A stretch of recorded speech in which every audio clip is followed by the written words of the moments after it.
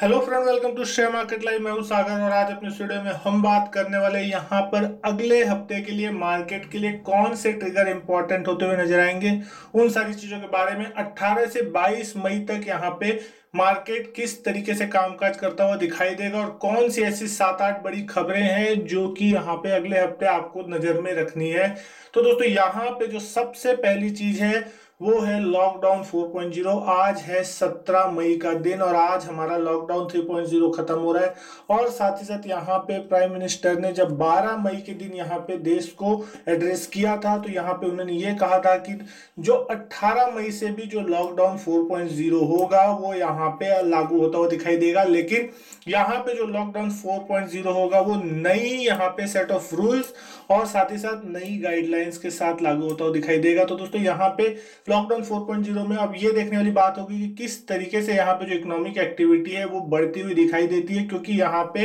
कुछ ढील देने की बातें कही जा रही है गवर्नमेंट के द्वारा। लेकिन यहाँ पे किस तरीके की ढील है और उसका किस तरीके से बिजनेसेस पे असर होता हुआ दिखाई देगा वो सबसे इंपॉर्टेंट चीज होगी। साथ ही साथ यहाँ बहुत सी गवर्नमेंट ने यहाँ पे सेंटर को एडवाइस भी किया है कि यहाँ पे जो है वो कुछ ईजिंग दी जाए यहाँ पे इंडस्ट्रीज को, और साथ ही साथ ग्रीन जोन और ऑरेंज जोन में जो दुकानें हैं या जो शॉप्स है उन लोगों को कुछ यहाँ पे सहूलियत दी जाए। तो अब ये सारी चीज देखने वाली होंगी, लेकिन यहाँ पे सोशल डिस्टेंसिंग का जो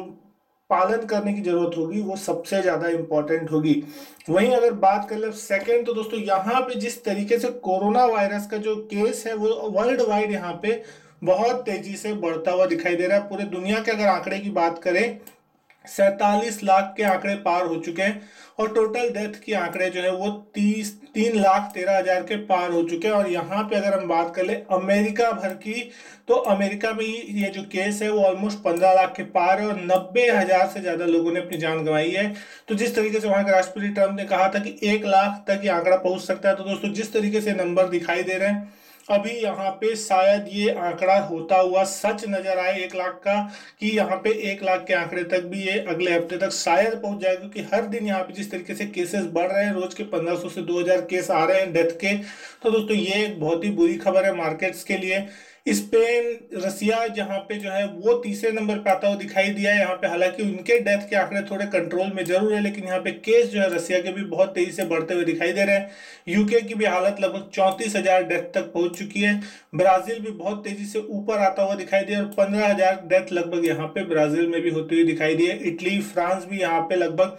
30,000 के आसपास के आंकड़े तक पहुंचता हुआ नजर आया है। जर्मनी में भी 8,000 से ज्यादा डेथ हो चुकी है। लेकिन अब सबसे इंपॉर्टेंट चीज ये है कि इंडिया जो हमारा देश है दोस्तों, यहाँ पे भी आंकड़े जो है 91,000 के करीब पहुंचते हुए नजर आ रहे हैं और जो डेथ का आंकड़ा है ऑलमोस्ट वो 2872 के आसपास होता हुआ नजर आया। तो अब यहाँ पे जिस तरीके से यहाँ पे माइग्रेंट लेबर जो है यहाँ से एक राज्य से दूसरे राज्य जा रहे हैं और जिस तरीके से यहाँ पे पूरे देश भर में प्रॉब्लम्स नजर आ रही हैं कि लेबर्स यहाँ से वहां, वहां से यहाँ होने की कोशिश कर रहे हैं और उनको सुविधाएं नहीं मिल पा रही है। साथ ही साथ जो इकोनॉमिक पैकेज दिया गया है उसका भी कोई खास असर मार्केट पे हो नहीं रहा है। तो दोस्तों यहाँ पे जो वायरस का असर है वो आगे किस तरीके से बढ़ता हुआ भारत में दिखाई देगा या यहाँ पे ये रुकता हुआ दिखाई देगा, ये सारी चीजें अगले हफ्ते अब दिखाई देगी, क्योंकि आधा महीना यहाँ पे लगभग निकल चुका है।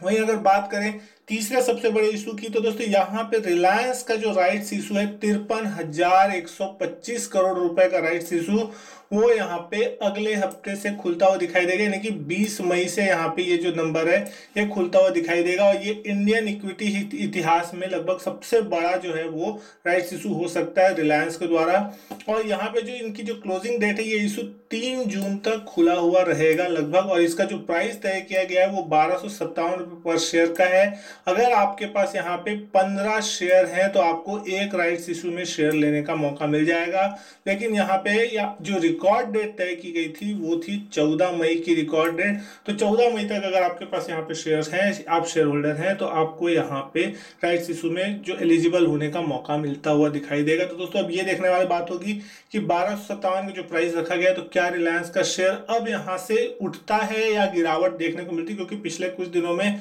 1600 के लेवल से जाने के बाद लगभग 1450 से 1410 तक के लेवल यहाँ पे देखने को रिलायंस के शेयर में मिल चुके हैं। अब वहीं अगर बात कर लें चौथे सबसे इंपॉर्टेंट चीज की, तो दोस्तों यहाँ पे वेदांता की भी डीलिस्टिंग होने वाली है अगले हफ्ते की जो बोर्ड बैठक होगी। तो वहां पे जो अनिल अग्रवाल की कंपनी वेदांता है, उन्होंने यहाँ पे जो वेदांता की प्राइवेट बाइंग शेयर जो है वो पब्लिक से बाइंग करने के लिए यहाँ पे जो प्लान किया है, और बाईबैक का जो यहाँ पे इंपॉर्टेंट चीज है वो सारी चीज अब देखने वाली होगी। जिस तरीके से यहाँ पे 87.5 रुपए प्रति शेयर के भाव पे नॉन प्रमोटर स्टेक को खरीदने की यहाँ पे जो वेदांता के द्वारा योजना बनाई गई है, 48.94% जो हिस्सा टोटल होता है वो यहाँ पे जो इन्वेस्टर्स हैं उनको पसंद नहीं आ रहा है। हालांकि ये जो प्राइस रखा गया था वो 11 मई की क्लोजिंग प्राइस से 10% के आसपास ऊपर था, लेकिन दोस्तों अभी यहाँ जो प्राइस चलता हुआ दिखाई दे रहा है वो जो यहाँ पे 87 रुपए का प्राइस निकल के आया है उससे भी 6-7% ऊपर चलता हुआ दिखाई दे रहा है। तो यहाँ पे ये उम्मीद है कि शायद यहाँ पे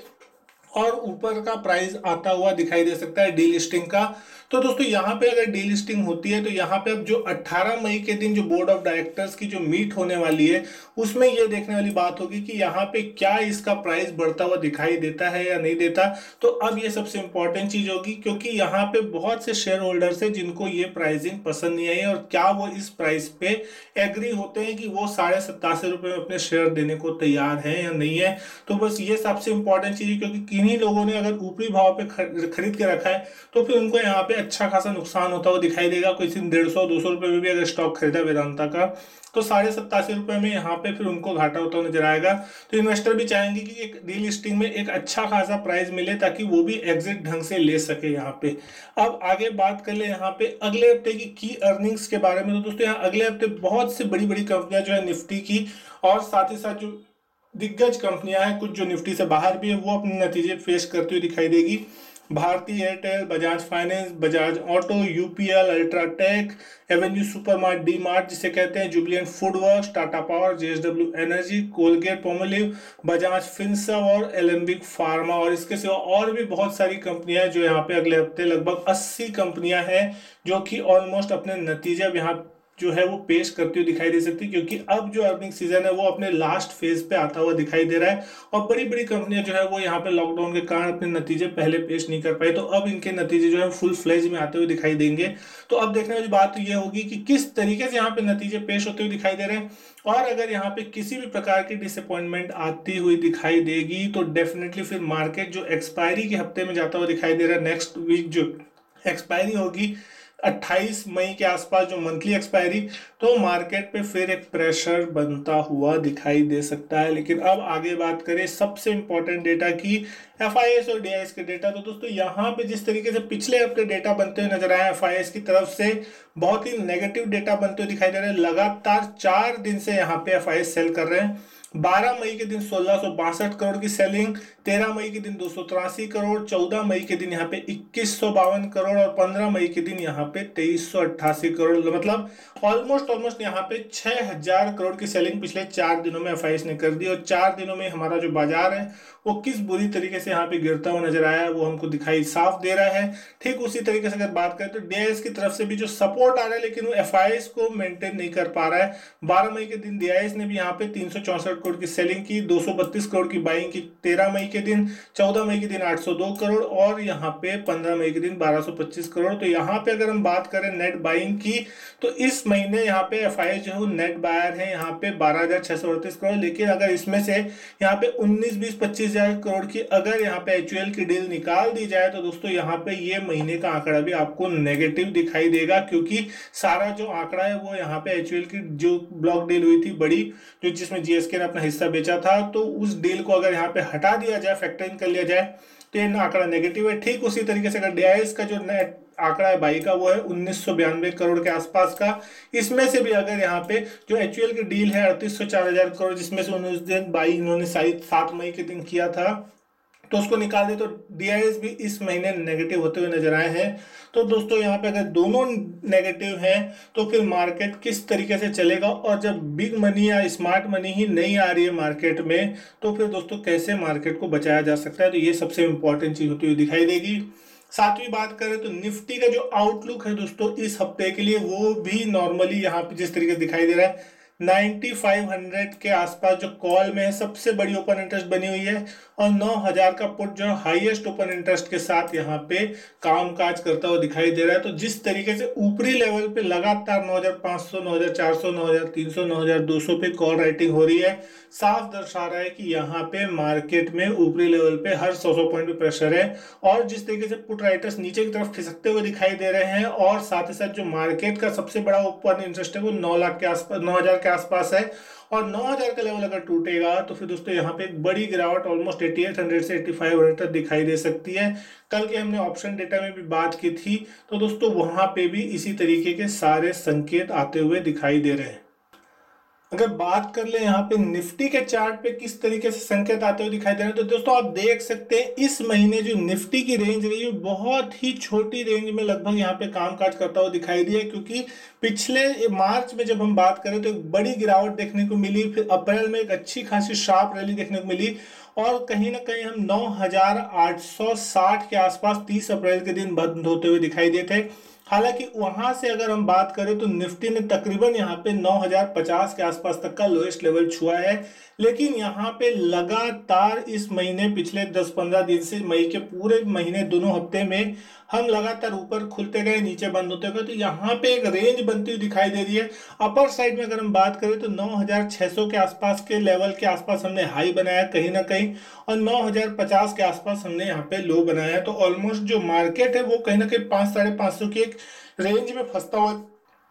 दिखाई दे रहा है। लेकिन यहाँ पे सबसे इंपॉर्टेंट चीज ये है कि मार्केट अब यहाँ से ऊपर जाने के फिराक में है या नीचे आने के। तो मार्केट जब भी नीचे जाएगा तो दोस्तों यहाँ पे लगातार पिछले कई दिनों से 9000, 9050, 9100 के आसपास में एक अच्छा खासा सपोर्ट मार्केट ने लेने की कोशिश की है। और जिस तरीके से यहाँ पे इकोनॉमिक पैकेज का ऐलान किया गया तो भी उस दिन मार्केट ने 9500 को नहीं निकाला, तो दोस्तों ये एक सबसे बड़ा रेजिस्टेंस होता हुआ दिखाई दे रहा है। इसीलिए आप देख रहे हैं कि लगातार 9500, 9400, 9300 पे कॉल राइटिंग होती हुई दिखाई दे रहा है। कॉल राइटर्स फ्रंट फुट पे आके यहाँ पे कॉल राइट करते हुए दिखाई दे रहे हैं, क्योंकि वो ये मान के चल रहे हैं कि यहाँ पे मार्केट ऊपरी लेवल को पार नहीं कर सकता, और मार्केट जिस लेवल पे अभी फिलहाल है यहाँ से साफ उम्मीद नजर आ रही है कि शायद मार्केट में यहाँ पे एक ब्रेकडाउन देखने को मिल सकता है। और अगर यहाँ पे किसी भी तरीके के अगर ये वायरस के केस या फिर यूएस जो चाइना के बीच टेंशन चल रहा है वो, या फिर किसी भी प्रकार के ग्लोबल इकोनॉमी में यहाँ पे थोड़े भी इधर उधर कुछ